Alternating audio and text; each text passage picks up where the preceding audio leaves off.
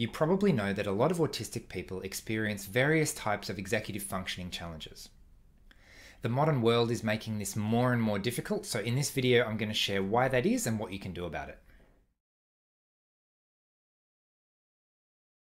So hi everyone, Paul Mikulev here from Asperger's from the Inside. I make weekly videos sharing the human side of autism, so make sure you hit subscribe to get the latest content. So hands up if you know what executive functioning is. Sorry, I always love doing that. No, I can't see your hand up. Put it down. Executive functioning is essentially your ability to make decisions and act on them. It's not really one thing. It's a whole bunch of different things like working memory and things like that. But in terms of a skill set, it helps to label it as one thing. So essentially, in this video, I'm going to share, especially from my experience, as a millennial growing up before the internet and also being one of the first adopters of that kind of technology, how the world has changed significantly over the last couple of decades and what that means for executive function and the increased load on our cognitive systems. So one of the biggest differences in the world today is essentially the amount of technology that we use on a regular basis. And what that does is it means that there's a lot more information, a lot more readily accessible that we are expected to use and to process. So processing a larger amount of information is a greater strain on our executive functioning capacity. Constant changing and upgrading of processes. Every once in a while, my computer wants to upgrade my software. Things look slightly different. Facebook changes. The way we do things online changes. There's new apps and new ways of doing things constantly coming out.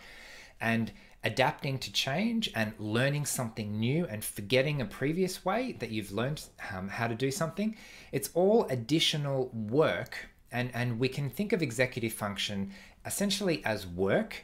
And if we use the resources too much, then we run out, a little bit like being tired, and then we have to go and recuperate so that we can come back to functioning.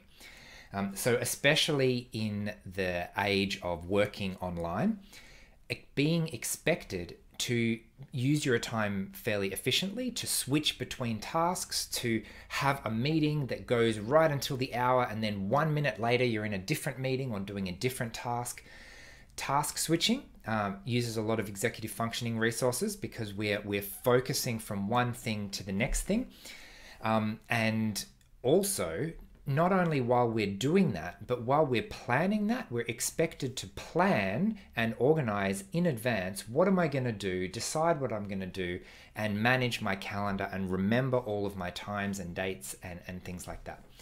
So when we try to be more efficient with time, usually that comes at the cost of more executive functioning resources. For me personally, I find screens in general are one of the biggest drainers of my executive function.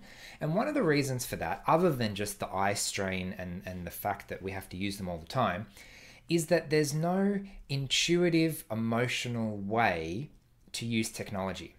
What do I mean by that?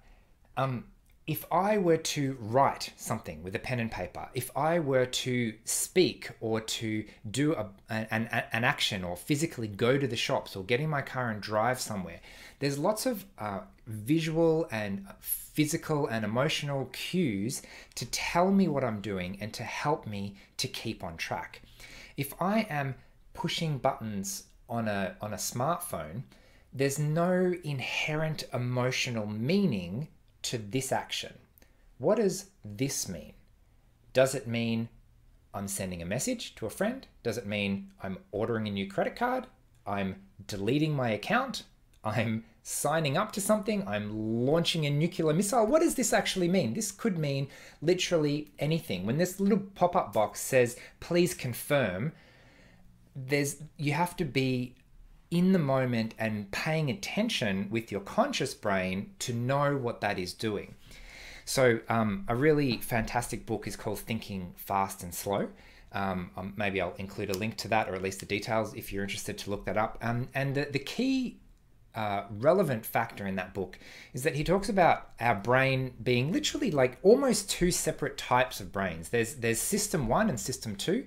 System 1 is essentially our emotional brain. System 2 is our analytical, logical, reasoning, conscious kind of brain.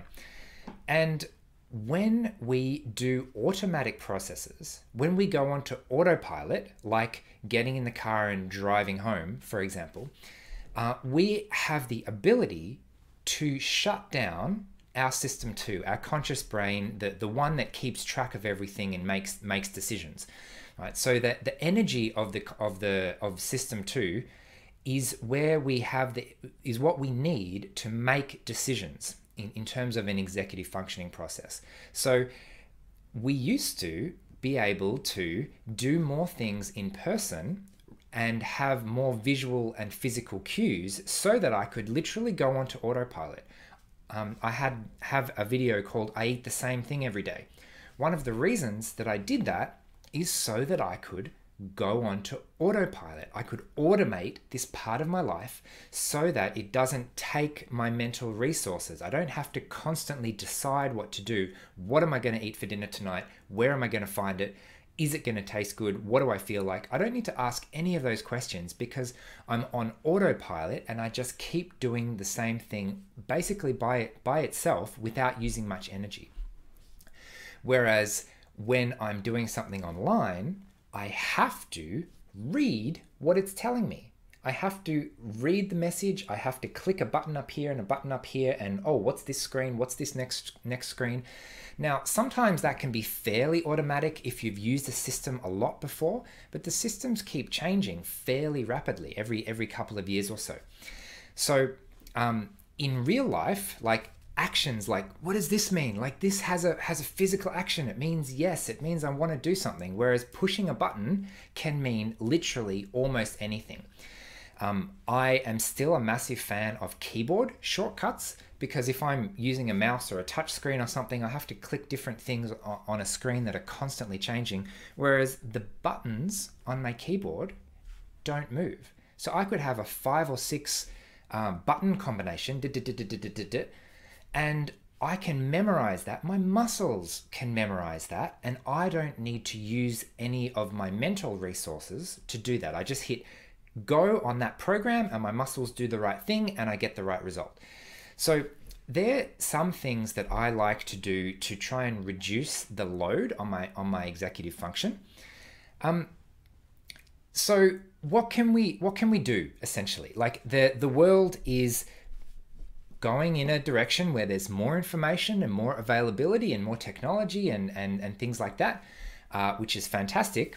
But it also means that we have to use more of our executive functioning resources. And for a lot of autistic people, we were already using a lot of our executive functioning resources just to manage and keep track of social situations. So that was actually one of the findings in this book, Thinking Fast and Slow. They were asking people to do complicated, or actually fairly simple, but cognitively draining processes. Like if I tell you 1, 2, 3, you have to tell me 2, 3, 4, right? So just sort of add 1 or add 3 to a number sequence. You know, things like that. You just have to think about it a little bit. And they found that cost brain power. And if they ask someone, how's your day going? How do you feel? Random small talk, random kind of social interaction, people could do that basically on autopilot. So my theory, and I'd be really curious if someone wanted to actually test this with proper research, my theory is that for a lot of autistic people, that kind of social interaction still requires a significant amount of cognitive energy to do. So if we're using our executive functioning resources on that social stuff, then it means we have less for other things. So how can we survive in a world that is asking more and more of us like this? For me personally, technology is both the cause and the cure. There are so many things that I have the ability to do now with the internet, with apps, with you know, a smartphone that I can take literally everywhere with me. It gives me the ability to have certain accessibility requirements, for example. So I can listen to an audiobook. Almost every major book is available as an audiobook, so I don't have to use my eyes if I don't want to. I have a text-to-speech software on my computer that I use to read almost everything to me so that I don't have to pay attention to using my eyes to read a screen. My ability to absorb information through listening is much, much easier. If it's hard to remember things, you can have a calendar with a reminder. I have an online calendar, and people can book times like for my coaching and things like that. If I'm not sure if I'm busy, I just bring it up and it remembers all of my times and dates and appointments for me. It gives me reminders. It gives me a half an hour reminder. The most hilarious version of that is the reminders for flights. I know we probably haven't had flights recently with the whole COVID thing, but back in the day when we used to be able to take a flight, I would often be sitting in the waiting room, in the gate lounge, waiting for the sign to say you're allowed to board now, and then my smartwatch will come up with you've got a flight coming up in 30 minutes. Like, thank you, online calendar. That's very helpful. If I didn't already know that, it would probably be too late.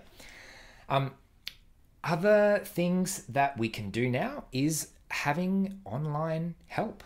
If I need advice, I can have like a telehealth appointment, or I can have counseling over the phone or online.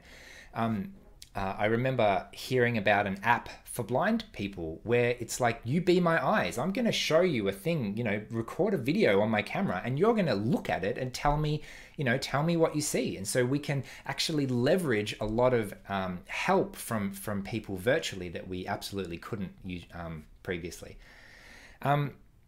So I guess the other thing is that we can still automate a significant portion of our lives. So just like I used to have the same thing every day, I would make myself the same breakfast, the same lunch, the same dinner, and that was a way of automating my life in that way so I didn't have to think about it.